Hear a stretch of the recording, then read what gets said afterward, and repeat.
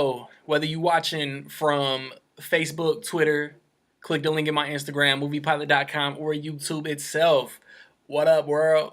So, yesterday I saw War Dogs. I didn't record my video right after I saw the movie because I didn't have this poster behind me yet.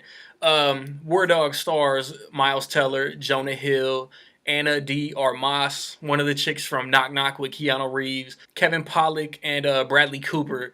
And it's directed by Todd Phillips.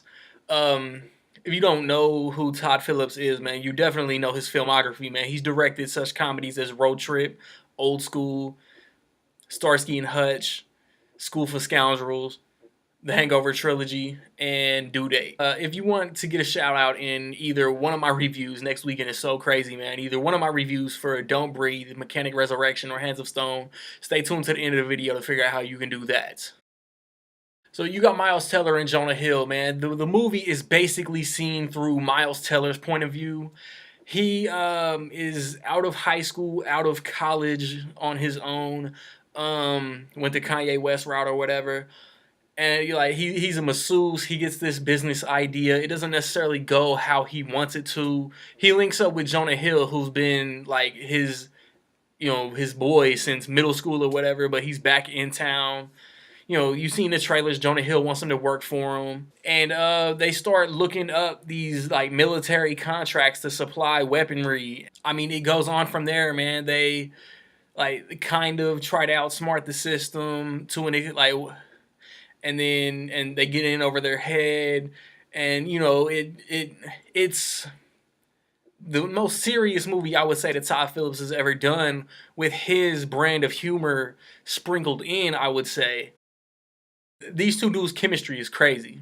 Miles Teller's been on my radar. I haven't seen every single thing he's done, of course, but Miles Teller's been on my radar since he had that small cameo in Project X.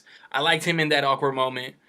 He owned Whiplash, J.K. Simmons too, of course, but I didn't mind. Like, I'm one of the few people I didn't mind Fantastic Four. The third act was ass. I really want to see Bleed for this later this year. And Jonah Hill, man, everybody who likes comedy, I would say, has been on the Jonah Hill bandwagon since Superbad came out. He had small roles in Knocked Up, Grandma's Boy, Strange Wilderness. That was after Superbad. Jonah Hill's hilarious. And they really work together, man. They played off each other hilariously. Miles Teller is, like, I would say the straight man, the normal guy. We're seeing everything through his point of view because he's the most relatable of the two. And I mean, the journey that he goes on for those couple years are insane. Jonah Hill in this movie plays the perfect arrogant douchebag. The part in the trailer where it shows him just blast the gun in the air. He's got a smart ass comment for everything. Dude's a masseuse, so he tells him he's jerking dudes off for money. It's hilarious. It's Jonah Hill. It's Jonah Hill working the Todd Phillips humor. And Jonah Hill is a chameleon. He's like a master manipulator. He knows how to hustle. Like, he was the standout in the movie. He's got this one character trait that I swear people are gonna be like, well, there was this one thing that Jonah Hill did, and every time it happened, it was like nails on a chalkboard, and it took me completely out of the movie.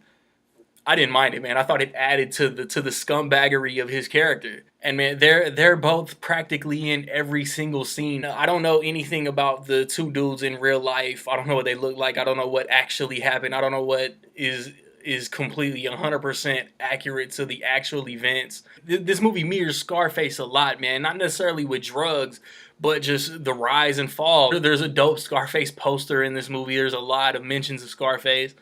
The poster is a mirror of Scarface. I really like how Todd Phillips directed this movie. I don't think Todd Phillips is a bad director at all, man. He's gonna catch hate for The Hangover 2 and probably The Hangover 3. And I still stand by, if The Hangover 2 wasn't a sequel, it would be hilarious. The Hangover 2's biggest flaw is that it's a carbon copy of the first one. If the first one didn't exist and 2 was its own movie, it'd be hilarious. It'd be a comedy classic like the first one.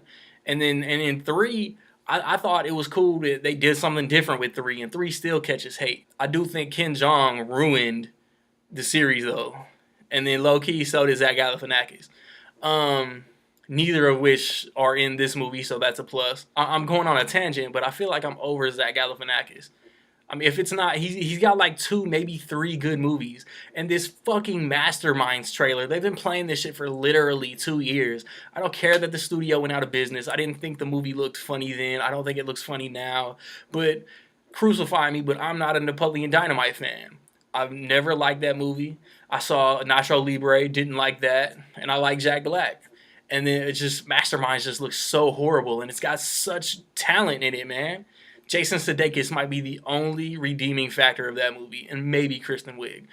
I rant over though. Tonally, I would say this movie's crazy in the sense that it starts off hysterical. It starts off fun. It starts off funny, and it reflects. You're having a good time, but I must have been really emotionally invested because the more serious their situation got, the more serious the movie felt, and like the more like dour I became, because I'm just like, oh shit, like they're kind of getting in over their head. What the fuck is gonna happen next? And then I also really dug the soundtrack to this movie. I was vibing like every time a different song came on. I was hoping that War Dogs was gonna be that movie that snuck into my top 10 movies of the year, but it just fell short. It's in the 10 to 15 range, and it didn't meet exactly what I wanted, but I still really enjoyed it. So in my opinion, I will say that War Dogs is dope. Have you seen War Dogs? What did you think of War Dogs? If you want to get that shout out next weekend, whatever I see first, man. It's a toss up really between Don't Breathe and The Mechanic Resurrection because I live in a Mexican border town, and Hands of Stone has a Latino boxer as its lead, Edgar Ramirez. I just don't think this theater is gonna get this movie. So if you want that shout out next weekend, man, let me get back on track. Arrange in what place will War Dogs finish? Will Kubo and the Two Strings finish? And will Ben-Hur finish? I kind of want to see Kubo, but the Lakaya movies, I end up just waiting for Blu-ray and buying them. War Dogs 1, Kubo 4, Ben-Hur 9, Ben-Hur 3, Kubo 1, War Dogs 7. You get the drift, man. I did this last week. I had a couple guesses, man. Guess again. Tag me in your ticket stubs no matter what you going to watch. Kubo, War Dogs, Ben-Hur, Sausage Party, Peach Dragon, Suicide Squad, whatever you want to see. Also, check out reviews for recent movies, except Peach Dragon. I started to see it. Something happened in the crib. I had to leave, so I didn't review it. Like I said, all 3 of them movies next weekend. I hope to review. Probably won't. My top movies of the summer is coming. I might, because the summer doesn't technically end until Labor Day weekend, which is technically the first weekend in September.